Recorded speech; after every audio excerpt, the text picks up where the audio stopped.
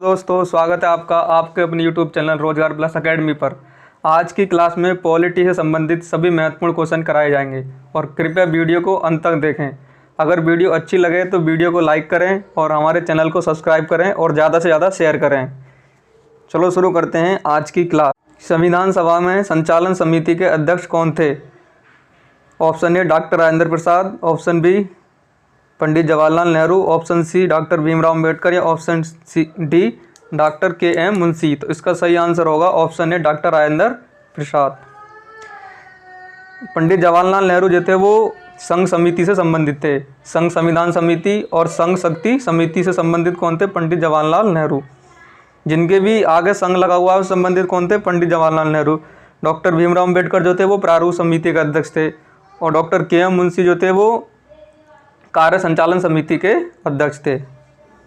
चलते हैं अगले क्वेश्चन पर।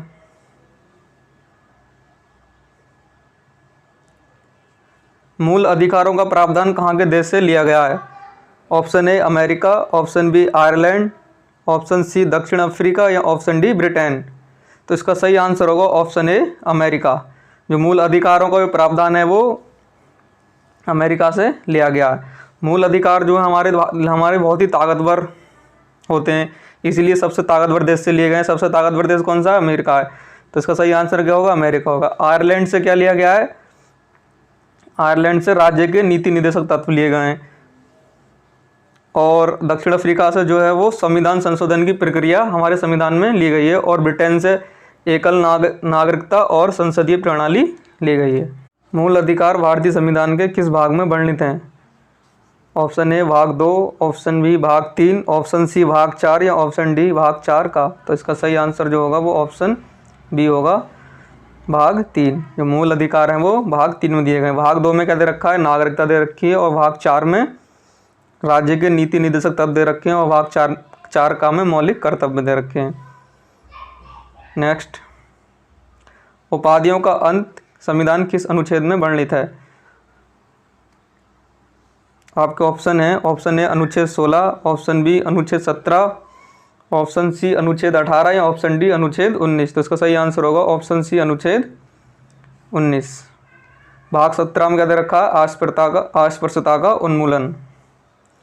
चलते हैं अगले क्वेश्चन पर। डॉक्टर भीमराव अम्बेडकर ने संविधान की आत्मा किसे कहा है?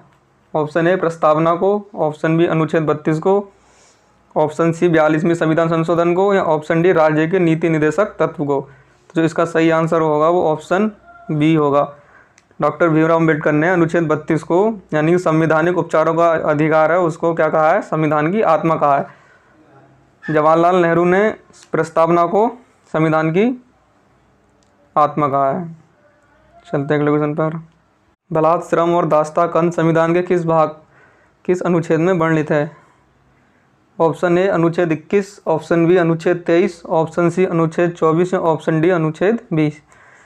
तो जिसका सही आंसर होगा वो ऑप्शन बी होगा। यानी कि बलात्, श्रम और दासता का अंत अनुच्छेद 23 में दे रखा है। अनुच्छेद 24 में 14 साल से कम उम्र के बच्चे कारखानों में काम नहीं कर सकते। इसका वर्णन किस में? अनुच्छेद 24 में दे रखा है। प्राण एवं दैहिक स्वतंत्रता अनुच्छेद 21 में दे रखी है। चलते हैं अगले क्वेश्चन पर। ग्राम पंचायतों का गठन संविधान के किस अनुच्छेद के तहत किया गया है? ऑप्शन ए अनुच्छेद 44, ऑप्शन बी अनुच्छेद 40, ऑप्शन सी अनुच्छेद 50 या ऑप्शन डी अनुच्छेद 51। तो इसका सही आंसर होगा ऑप्शन बी अनुच्छेद 40। अनुच्छेद 40 के तहत ग्राम पंचायतों का गठन किया गया है। अनुच्छेद 44 में समान नागरिक संहिता दे रखी है। ऑप्शन सी जो है अनुच्छेद 50, इसमें न्यायपालिका और कार्यपालिका का पृथक्करण का विवरण है। और जो ऑप्शन डी है अनुच्छेद 51 में, इसमें अंतर्राष्ट्रीय शांति और सुरक्षा के बारे में बताया गया है। नेक्स्ट क्वेश्चन पर चलते हैं। राष्ट्रीय महत्व के स्मारकों, स्थानों और वस्तुओं का संरक्षण का वर्णन संविधान के किस अनुच्छेद में दिया गया है? तो इसका सही आंसर होगा वो ऑप्शन ए अनुच्छेद 49 होगा। अनुच्छेद 48 में जो विवरण है वो कृषि एवं पशुपालन का संगठन। अनुच्छेद 48 के का में दे रखा है पर्यावरण संरक्षण एवं वन्य और वन्य जीव संरक्षण के बारे में बताया गया है। अनुच्छेद 39 में जो है वो बताया गया है कि समान न्याय एवं निःशुल्क विधिक सहायता। अनुच्छेद 39 के काम में समान न्याय एवं निःशुल्क विधिक सहायता के बारे में बताया गया है। चलते हैं अगले क्वेश्चन पर। भारतीय संविधान में मौलिक कर्तव्य किसकी सिफारिश पर जोड़े गए थे? तो इसका सही आंसर होगा ऑप्शन ए, सरदार स्वर्ण सिंह समिति की सिफारिश पर। 42वें संविधान संशोधन द्वारा 1976 ईस्वी में भारतीय संविधान में मौलिक कर्तव्य जोड़े गए थे। जब मौलिक कर्तव्य जोड़े गए थे तो इनकी संख्या 10 थी। वर्तमान में मौलिक कर्तव्यों की संख्या 11 है। चलते हैं अगले क्वेश्चन पर। मौलिक कर्तव्य संविधान में किस संशोधन द्वारा जोड़े गए थे? तो इसका सही आंसर होगा ऑप्शन बी, 42वें संशोधन द्वारा। 42वां संशोधन जो था वो 1976 ईस्वी में हुआ था। 44वें संशोधन जो 1978 में हुआ था उसमें संपत्ति के अधिकार को मौलिक अधिकार से हटाकर कानूनी अधिकार बना दिया गया था। चलते हैं अगले क्वेश्चन पर। सरकारी आयोग का संबंध किससे है? इसका सही आंसर होगा ऑप्शन ए, केंद्र और राज्य संबंध से। जो सरकारी आयोग था इसका संबंध केंद्र और राज्य से संबंध से है। इसके जो गठन हुआ था वो 1983 में हुआ था। इसने पहली रिपोर्ट जो थी वो अपनी 1987 ईस्वी में सौंपी थी और इसका गठन कब हुआ था? 1983 में हुआ था। चलते अगले क्वेश्चन पर। शिक्षा वर्तमान में किस सूची का विषय है? तो इसका सही आंसर होगा ऑप्शन सी, समवर्ती सूची का। शिक्षा जो है वो समवर्ती सूची का विषय है। संघ सूची में जो विषय रखे गए हैं इंपोर्टेंट वो सुरक्षा है और स्टॉक मार्केट और जनगणना। सुरक्षा, स्टॉक मार्केट और जनगणना जो है वो संघ सूची का विषय हैं। राज्य सूची में कृषि, न्याय, पंचायती राज और स्वास्थ्य संबंधित जितने भी प्रावधान है वो राज्य सूची में रखे गए हैं। समवर्ती सूची में शिक्षा हो गई, जनसंख्या नियंत्रण हो गया, इन सबको किस में रखा गया है? समवर्ती सूची में रखा गया है। चलते हैं अगले क्वेश्चन पर। राष्ट्रपति पर महाभियोग का प्रावधान किस अनुच्छेद में दिया गया? तो इसका सही आंसर जो होगा वो ऑप्शन ए होगा, अनुच्छेद 61। यानी कि अनुच्छेद 61 के तहत राष्ट्रपति पर महाभियोग चलाया जा सकता है। अनुच्छेद 72 में राष्ट्रपति द्वारा क्षमादान का प्रावधान किया गया है और अनुच्छेद 143 में राष्ट्रपति सर्वोच्च न्यायालय से सलाह ले सकता है। इसका प्रावधान अनुच्छेद 143 में किया गया है और अनुच्छेद 60 में राष्ट्रपति की शपथ का प्रावधान किया गया है। चलते हैं अगले क्वेश्चन पर। संविधान का कौन सा अनुच्छेद महान्यायवादी से संबंधित है? तो इसका सही आंसर होगा ऑप्शन सी, अनुच्छेद 76। अनुच्छेद 148 में कैग का वर्णन है, यानी कि इसका जो फुल फॉर्म होती है वो नियंत्रक एवं महालेखा परीक्षक कहते हैं। इसका जो विवरण दे रखा है वो अनुच्छेद 148 में। अनुच्छेद 110 में दे रखा है धन विधेयक के बारे में। अनुच्छेद 165 में जो है वो राज्य महाधिवक्ता का वर्णन है। तो इसका तो सही आंसर ऑप्शन सी होगा, यानी कि महान्यायवादी का जो महान्यायवादी से संबंधित जो अनुच्छेद है वो अनुच्छेद 76 है। इसका सही आंसर होगा ऑप्शन सी। भारतीय संविधान के किस अनुच्छेद में संयुक्त अधिवेशन का प्रावधान है? तो इसका सही आंसर होगा ऑप्शन डी, 108। अनुच्छेद 108 में संयुक्त अधिवेशन का प्रावधान है। संयुक्त अधिवेशन जो बुलाता है वो तो राष्ट्रपति बुलाता है, अगर जो संयुक्त अधिवेशन होता है उसकी अध्यक्षता लोकसभा का अध्यक्ष करता है। अनुच्छेद 117 में वित्त विधेयक के बारे में बताया गया है।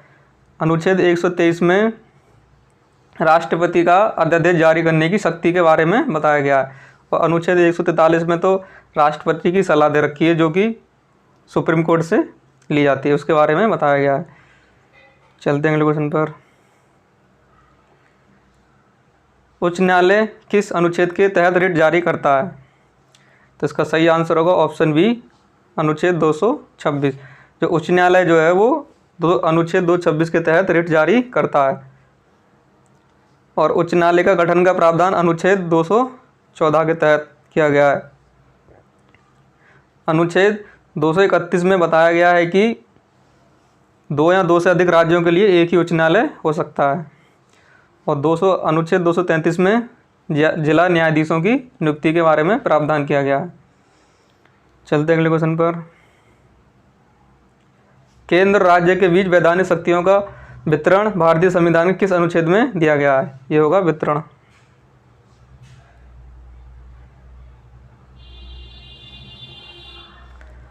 तो इसका सही आंसर होगा ऑप्शन ए 248, यानी केंद्र और राज्य की जो वैधानिक शक्तियाँ हैं उनके जो वितरण दे रखा है वो अनुच्छेद 248 में दे रखा है। अनुच्छेद 241 में संघ शासित प्रदेशों के लिए न्यायालय का गठन का प्रावधान है। अनुच्छेद 280 में वित्त आयोग का गठन किया गया है और अनुच्छेद 243 के खा में पंचायती राज संबंधित है और अनुच्छेद 243 का था जो है वो नगर पालिकाओं से संबंधित है। चलते हैं अगले क्वेश्चन पर। वित्तीय आपातकाल का प्रावधान संविधान के किस अनुच्छेद में किया गया है? जो वित्तीय आपातकाल का प्रावधान है वो संविधान के 360 अनुच्छेद 360 में किया गया है। तो इसका सही आंसर जो होगा देख लेते हैं, ऑप्शन सी होगा। अनुच्छेद 356 में जो राष्ट्रपति शासन के बारे में प्रावधान है। अनुच्छेद 358 में जो दे रखा है वो राष्ट्रीय आपात के समय अनुच्छेद 19 का जो हमें 1900 में स्वतंत्रता मिली है उनका निलंबन किया जा सकता है, इसके बारे में प्रावधान दे रखा है। और अनुच्छेद 352 में राष्ट्रीय आपात के बारे में बताया गया है। चलते नेक्स्ट।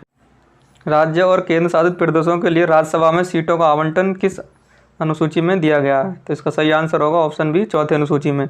7वीं अनुसूची में 3 प्रकार की सूची दे रखी है, जो कि संवर्धित सूची, संघ सूची और राज्य सूची हैं। 8वीं अनुसूची में भाषाओं का प्रावधान है। मूल संविधान में 14 प्रकार की भाषा थी, वर्तमान में संविधान में 22 प्रकार की भाषा है। चलते हैं अगले क्वेश्चन पर। दल बदल से संबंधित प्रावधानों का उल्लेख भारतीय संविधान की किस अनुसूची में किया गया है? तो इसका सही आंसर होगा ऑप्शन बी, 10वीं अनुसूची। मूल संविधान में 8 अनुसूची थी, वर्तमान में 12 अनुसूची हैं। जो बाद की 4 अनुसूची हैं वो संविधान संशोधन के द्वारा जोड़ी गई थी। जो 9वीं अनुसूची थी वो पहले संविधान संशोधन के द्वारा 1951 में जोड़ी गई। 10वीं अनुसूची 52वां जो संविधान संशोधन हुआ था 1985 में जोड़ी गई थी। इसमें दल बदल संबंधित कानून के बारे में दे रखा है। 11वीं अनुसूची जो थी वो 73वां संविधान संशोधन हुआ था, उसके तहत जोड़ी गई थी। इसमें पंचायती राज से संबंधित प्रावधान दे रखे हैं। और 12वीं अनुसूची जो थी वो 74वें संविधान संशोधन द्वारा जोड़ी गई थी। इसमें नगर पालिकाओं के बारे में दे रखा है। चलते हैं अगले क्वेश्चन पर। 73वें संविधान संशोधन द्वारा कौन सी अनुसूची जोड़ी गई थी? तो इसका सही आंसर होगा ऑप्शन सी, 11वीं अनुसूची। चलते हैं अगले क्वेश्चन पर। स्थानीय शासन का जनक किस वायसराय को कहा जाता है? तो इसका सही आंसर होगा ऑप्शन ए, रिपन को। रिपन को जो है वो स्थानीय शासन का जनक कहा जाता है।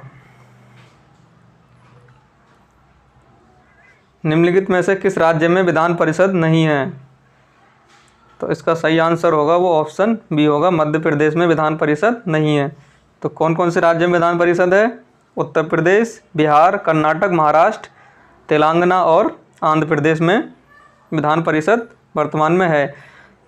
जम्मू कश्मीर अब केंद्र शासित प्रदेश बन गया, इसलिए वहाँ पर विधान परिषद हटा दी गई। इससे पहले वहाँ पर विधान परिषद थी।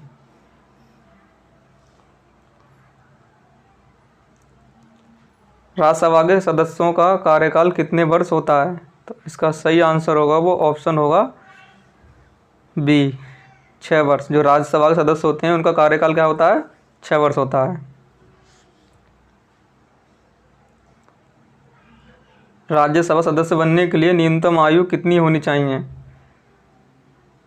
तो इसका सही आंसर होगा वो ऑप्शन बी होगा, 30 वर्ष। यानी कि राज्यसभा सदस्य बनने के लिए न्यूनतम आयु 30 वर्ष होनी चाहिए। राष्ट्रपति और राज्यपाल के लिए न्यूनतम आयु कितनी होनी चाहिए? 35 वर्ष। और प्रधानमंत्री बनने के लिए न्यूनतम आयु 25 वर्ष होनी चाहिए। आकलन समिति में कितने सदस्य होते हैं? इसका सही आंसर होगा ऑप्शन ए, 30। प्राक्कलन समिति में 30 सदस्य होते हैं और 30 के 30 सदस्य लोकसभा से संबंधित होते हैं। लोक लेखा समिति होती है उसमें 22 सदस्य होते हैं, जिसमें कि 15 सदस्य जो होते हैं वो लोकसभा से होते हैं और 7 सदस्य राज्यसभा से होते हैं। संयुक्त प्रवर समिति जो सबसे बड़ी समिति होती है उसमें 45 सदस्य होते हैं। चलते हैं अगले क्वेश्चन पर।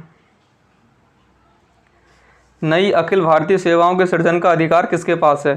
तो इसका सही आंसर होगा ऑप्शन बी, राज्यसभा। जो अखिल भारतीय सेवा होती हैं जैसे IAS है और IFS है, जिनका जो नई अखिल भारतीय सेवाओं का सृजन का जो अधिकार है वो राज्यसभा के पास है। जो राज्यसभा का विशेष अधिकार है। अखिल भारतीय सेवाओं को जो वर्णन है वो अनुच्छेद 312 में किया गया है। और लोकसभा के पास जो विशेष अधिकार प्राप्त है वो धन विधेयक के बारे में दे रखा है कि धन विधेयक, कोई विधेयक धन विधेयक होगा या नहीं होगा, इसमें इसके बारे में जो बताएगा वो लोग कौन बताएगा, लोकसभा अध्यक्ष ही अंतिम निर्णय उसमें बताएगा कि कोई विधेयक धन विधेयक होगा या नहीं होगा। चलते हैं अगले क्वेश्चन पर। निम्नलिखित में से राष्ट्रपति के निर्वाचन में कौन भाग नहीं लेता है? Option A Rajya Sabha, option B Lok Sabha, option C Vidhan Sabha या ऑप्शन डी विधान परिषद। तो इसका सही आंसर होगा ऑप्शन डी विधान परिषद, क्योंकि विधान परिषद सभी राज्यों में नहीं है, यानी कि अगर कुछ ही राज्यों को फिर ज़्यादा विशेष अधिकार प्राप्त हो जाएंगे, इसलिए विधान परिषद राष्ट्रपति के निर्वाचन में भाग नहीं लेती है। चलते हैं अगले क्वेश्चन पर। लोकसभा के पहले अध्यक्ष कौन थे या थीं? Option A JB. Mavalankar, option B Hiralal Kania, option C Meira Kumar या ऑप्शन डी फातिमा बीबी। तो इसका सही आंसर होगा ऑप्शन ए जे.बी. मामलंकर जो थे वो लोकसभा के प्रथम अध्यक्ष थे।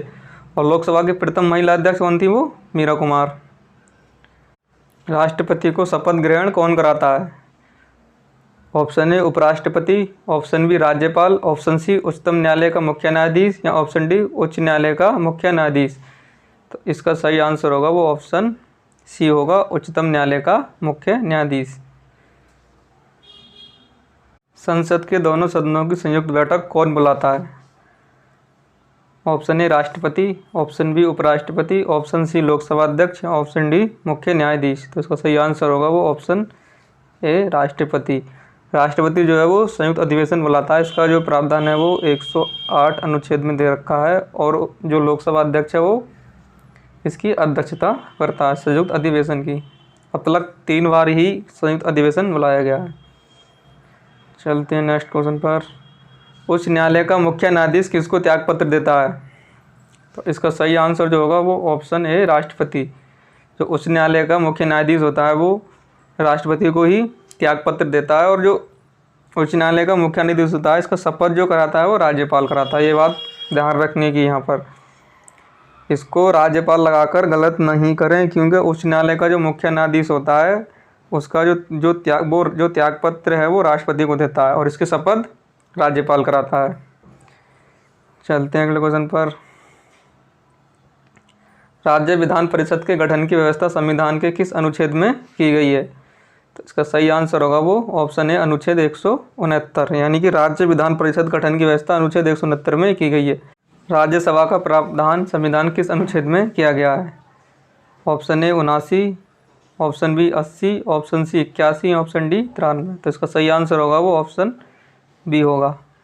राज्यसभा का जो प्रावधान है वो अनुच्छेद 80 में किया गया है। संसद के बारे में जो बताया गया है वो अनुच्छेद 79 में बताया गया है। और लोकसभा के बारे में अनुच्छेद 81 में बताया गया है। अनुच्छेद 93 जो संबंधित है वो लोकसभा के अध्यक्ष और उपाध्यक्ष से संबंधित है। चलते हैं अगले क्वेश्चन पर। छठी अनुसूची में किस राज्य के बारे में प्रावधान नहीं है? तो option A Assam, option B Meghalaya, option C Mizoram या ऑप्शन डी पश्चिम बंगाल। तो जो छठी अनुसूची में इसमें 4 राज्यों के बारे में बताया गया, असम, मेघालय, त्रिपुरा और मिजोरम। पश्चिम बंगाल के बारे में इसमें कोई प्रावधान नहीं है, तो इसका सही आंसर होगा ऑप्शन डी। नेक्स्ट क्वेश्चन पर चलते हैं। समवर्ती सूची कहाँ के संविधान से ली गई है? तो option A Ireland, option B Australia, option C America या ऑप्शन डी जर्मनी। तो इसका सही आंसर जो होगा वो समवर्ती सूची जो है वो ऑस्ट्रेलिया के संविधान से ली गई है। बहुत ही इंपॉर्टेंट क्वेश्चन है ये। आयरलैंड से क्या क्या लिया गया है? राज्य के नीति निर्देशक तत्व, अमेरिका से मूल अधिकार और जर्मनी से वित्तीय आपात के प्रावधानों के बारे में जो संबंध है वो लिए गए। चलते हैं अगले क्वेश्चन पर। प्रस्तावना में संशोधन कितनी बार हुआ है? ऑप्शन ए 1 बार, ऑप्शन बी 2 बार, ऑप्शन सी 3 बार या ऑप्शन डी 1 भी बार नहीं। तो इसका सही आंसर होगा वो ऑप्शन ए होगा 1 बार। 42वें संविधान संशोधन 1976 में प्रस्तावना में संशोधन करके 3 शब्द जोड़े गए थे, पंथ निरपेक्ष, समाजवादी और अखंडता। चलते हैं अगले क्वेश्चन पर। सभा का अध्यक्ष अपना त्यागपत्र किसको देता है? ऑप्शन ए भारत के प्रधानमंत्री को, ऑप्शन बी भारत के राष्ट्रपति को, ऑप्शन सी लोकसभा उपाध्यक्ष को, या ऑप्शन डी भारत के उपराष्ट्रपति को। तो इसका सही आंसर होगा ऑप्शन सी होगा, लोकसभा के उपाध्यक्ष को। चलते हैं अगले क्वेश्चन पर। भारतीय संविधान में कितने मौलिक कर्तव्य हैं? Option A 9, option B 10, option C 11, option D 6। तो इसका सही आंसर होगा ऑप्शन सी 11। वर्तमान में भारतीय संविधान में 11 मौलिक कर्तव्य हैं। जिस समय 42वें संविधान संशोधन द्वारा 1976 में मौलिक कर्तव्य जोड़े गए थे, उस समय मौलिक कर्तव्यों की संख्या कितनी थी? 10 थी। वर्तमान में मौलिक कर्तव्य कितने हैं? 11 हैं। चलते हैं अगले क्वेश्चन पर। कोई भी विधेयक धन विधेयक है या नहीं, इसका निर्णय कौन करता है? ऑप्शन ए राष्ट्रपति, ऑप्शन बी लोकसभा अध्यक्ष, ऑप्शन सी वित्त सचिव, या ऑप्शन डी वित्त मंत्री। तो इसका सही आंसर होगा ऑप्शन बी लोकसभा अध्यक्ष। यानी कोई विधेयक धन विधेयक है या नहीं, इसका निर्णय कौन करेगा? वो करेगा लोकसभा अध्यक्ष। चलते हैं अगले क्वेश्चन पर। निम्नलिखित में से कौन संसद का भाग नहीं है? ऑप्शन ए राष्ट्रपति, ऑप्शन बी लोकसभा, ऑप्शन सी उपराष्ट्रपति, या ऑप्शन डी राज्यसभा। तो इसका सही आंसर होगा ऑप्शन सी उपराष्ट्रपति। चलते हैं अगले क्वेश्चन पर। भारतीय संविधान के अंतर्गत निम्नलिखित में से कौन सा अनुच्छेद संसद को राज्य सूची के विषय में के संबंध में विधि बनाने की शक्ति प्रदान करता है? तो आपके ऑप्शन है, ऑप्शन ए अनुच्छेद 115, ऑप्शन बी अनुच्छेद 116, ऑप्शन सी अनुच्छेद 226, या ऑप्शन डी अनुच्छेद 249। तो इसका सही आंसर होगा वो ऑप्शन डी अनुच्छेद 249। अनुच्छेद 226 के तहत उच्च न्यायालय रिट जारी करता है। चलते हैं अगले क्वेश्चन पर।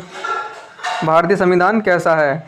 ऑप्शन ए कठोर, ऑप्शन बी लचीला, ऑप्शन सी कठोर और लचीला दोनों, ऑप्शन डी ना ही कठोर ना ही लचीला। तो इसका सही आंसर होगा वो ऑप्शन सी होगा, कठोर और लचीला दोनों। यानी भारतीय संविधान जो है वो अंशतः कठोर है और अंशतः लचीला है।